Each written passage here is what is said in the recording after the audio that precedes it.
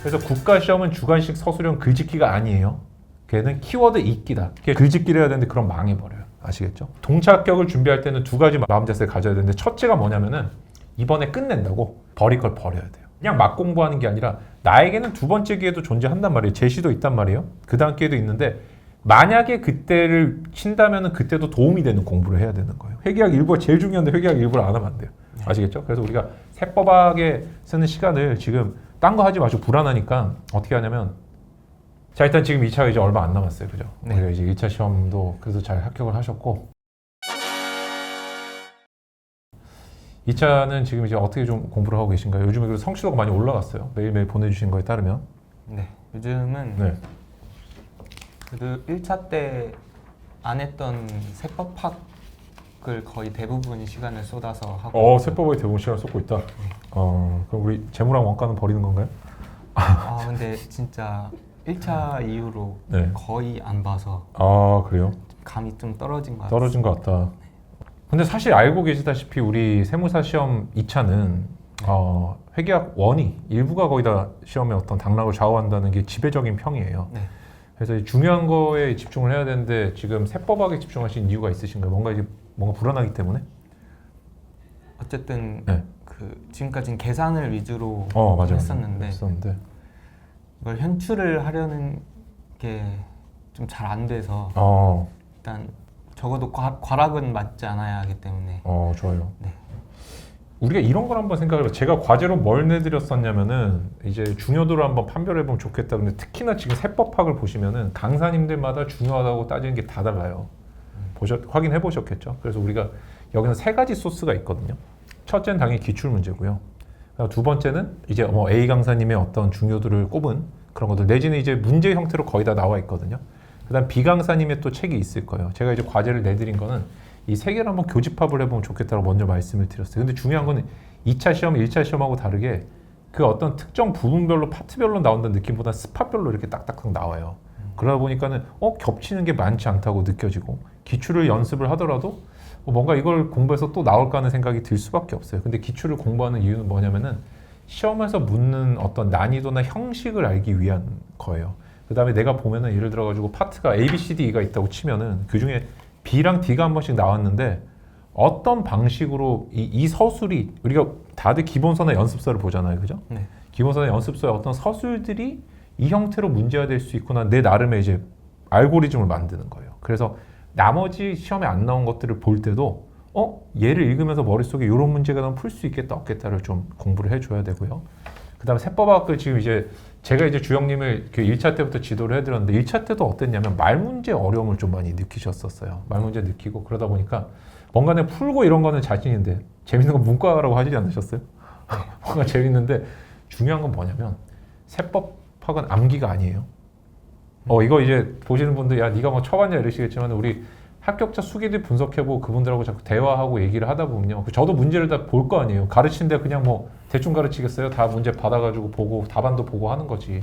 거기다 이거는 전형적인 제가 어떻게 보면 가장 잘할 수 있는 그냥 쓰는 시험이기 때문에 제가 말씀드리지만 만약에 이런 뭔가 강사마다 중구 난방으로 막 중요도를 다르게 선별하는 것 같고 그다음 물론 특이급은 다 비슷하게 뽑죠. 그런데 다른 것 같고 게다가 막 쓰는 현출하는 계산하는 게 아닌 것 같다 그래서 내가 외우겠다고 접근하면 진짜 안 돼요. 주영님 지금 판례는 어떻게 좀 보고 계세요? 판례를 사실 중요하게 다루는 세목이 네.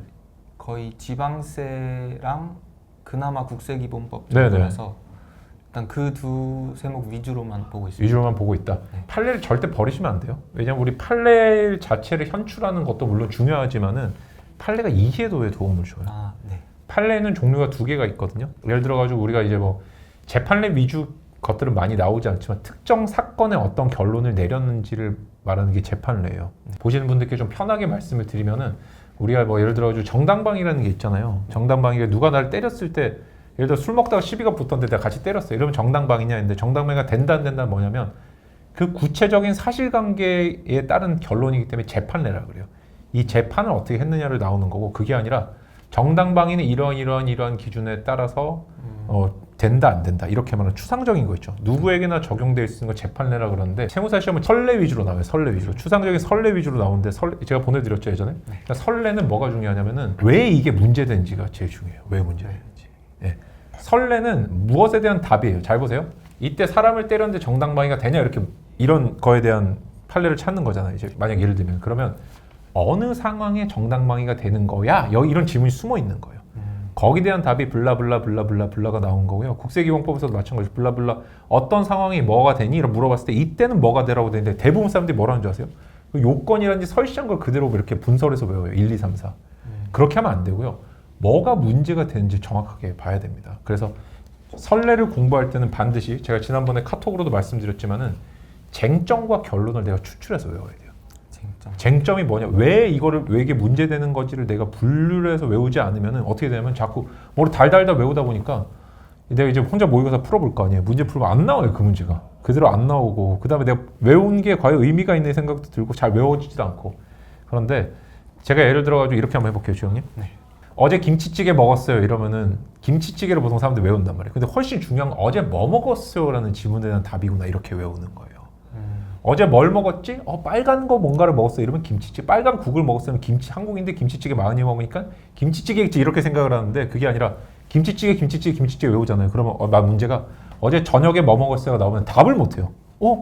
난 김치찌개만 외웠는데 이렇게 돼버린단 말이에요. 그래서 질문이 훨씬 중요하다. 설레는. 그래서 쟁점을 뽑아야 돼요. 그래서 김치찌개 사이다를 넣고 끓인 김치찌개를 먹었다 이를 하면 쟁점이 뭐냐면 어제 뭘 먹었는가? 점심 때 뭘 먹었나? 결론? 김치찌개. 사이다 넣은 김치찌개. 이런 식으로. 사이다 넣은 김치찌개 광화문 옆에 팔아요. 어쨌든 여러분들이 이제 이 영상 보시는 분들도 판례는 단순 암기하는 게 아니라 설례는 특히 질문을 해서 무엇에 대해서는 답인지 그걸 가지고 내가 무엇에 대한 답인지를 보면은 얘가 왜 여기에 위치하고 있는지 보이기 시작해요. 갑자기 무슨 법에 무슨 조에 대한 판례가 이렇게 있는데 평소에는 그냥 거기로 막 천착하잖아요. 들어가잖아요. 워딩으로. 그렇게 하지 마시고 조금 넓게 봐주시다 보면 우리 세법의 흐름이 보이기 시작해요. 그렇게 좀 외워달라고 저는 말씀드리고 싶고 그 다음에 현출하는 연습은 좀 어때요? 지금 연습하고 계신가요? 네.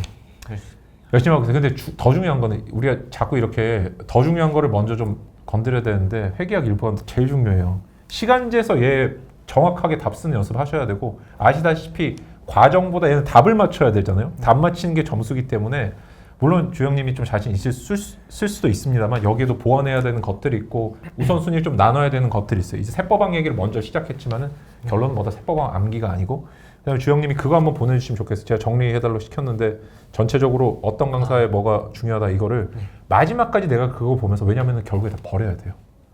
어떻게 전체를 지금 이거 시험이 얼마 안 남는데 다 외우겠어요 지금 이 기간에. 그러다 보니까 특정 강사만 얘기한 거 있잖아요. 네. 특정 강사반 다른 강사나 기출의 어떤 범위 속에 포함이 안 되는데 기출 범위가 예를 들어서 이렇게 한 파트 한 파트 나왔으면 넓게 상위의 단원을 놓고 봤을 때 기출이 출제가 된 애가 있고 안 된 애가 있는데 강사님 중에 보면은 전혀 한 번도 기출도 안 됐고 저 강사님은 안 나온다는데 이 강사님만 꼽은 게 있어요. 버리세요. 그러니까 왜 우리가 동차 합격을 준비할 때는 두 가지 마음 자세를 가져야 되는데 첫째가 뭐냐면은 이번에 끝낸다고 이번에 끝내려면 뭘 해야 되냐면요. 버릴 걸 버려야 돼요.